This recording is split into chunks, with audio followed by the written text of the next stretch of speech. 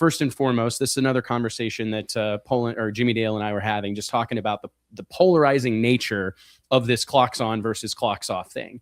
And, I can certainly see both sides of it. I'd love to get your guys' collective opinions, but for me, I feel like this is in service of the fans. I really feel like I totally can make the case for keeping the clocks off, because I do think it's kind of, and I don't say this disparagingly, but it's something to hide behind. It's not being aired out to the whole world, whether you're running up front or you're 3/10 off the pace, right? I think that I've seen series on the West Coast and various other places that have really bolstered participation simply by turning off the scoreboards. I mean, it gives you a little bit of cover, right? Where it's not being aired out for the world to see exactly how you're faring. The fans know whether you won or lost. That's all that really gets, played on social media.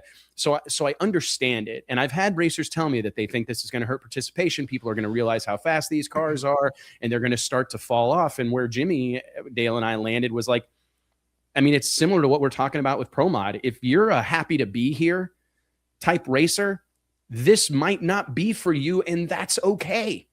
Like, It doesn't make you bad. It doesn't make you not a great guy or whatever, but this is for the baddest dudes and dudettes on the planet. This is not for the faint of heart. This is not for the, just going to give it a shot. I mean, this is the toughest racing that exists. And I think that secondarily, but perhaps most importantly, the fans want to know.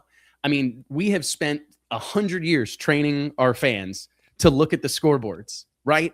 And we've been trying to teach them and show them what is fast, and to do something of this level with these caliber of characters and not provide those nuggets of information, especially when the hardcores know, you know what I mean? And the people with their ear to the ground know, and these time slips leak on social media and they leak out in WhatsApp and all these different places. Yeah. When they started to leak out, that's kind of the death of it anyway, right? I mean, it takes everybody kind of working together to keep that no time mystique going. But how much dude, when we first started doing this, the clocks off deal for testing at Bandamere at the first World Series, it was like a revolt almost. I mean, people were losing their minds. And then we've continued that, and then we continue it with testing.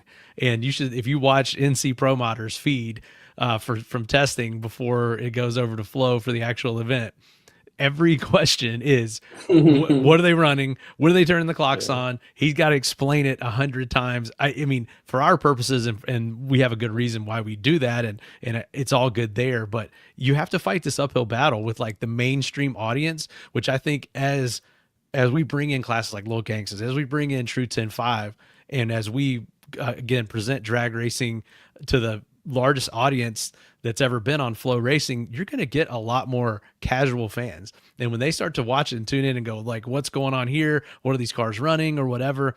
I think it's a hook for casual fans. And I think that it takes a lot of understanding and explanation to understand why there's some of these classes might run with the clocks off. So I think for what we're doing on our platform now, what Corey Stamper's doing and what a lot of these other places are doing, it may be a better fit there, but I think for what we're doing, that it's the right decision.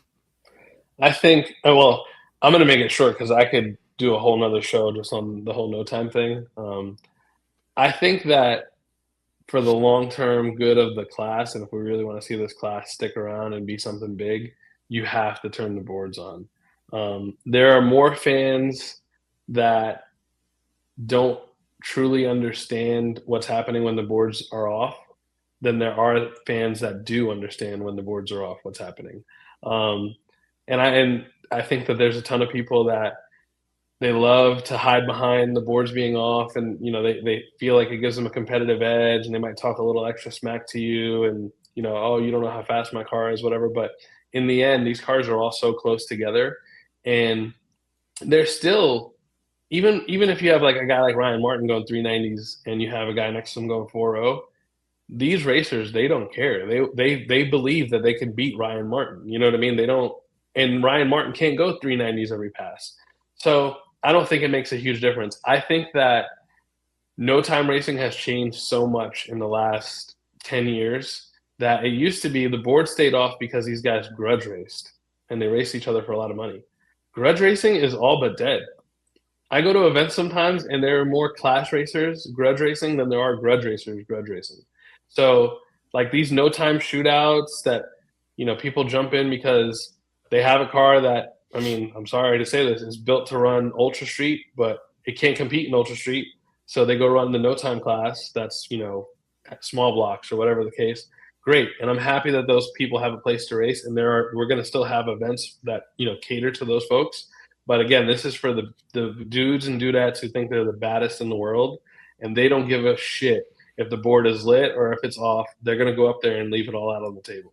And for the fans, this is such a huge upgrade for them to truly understand and truly appreciate how fast these cars are.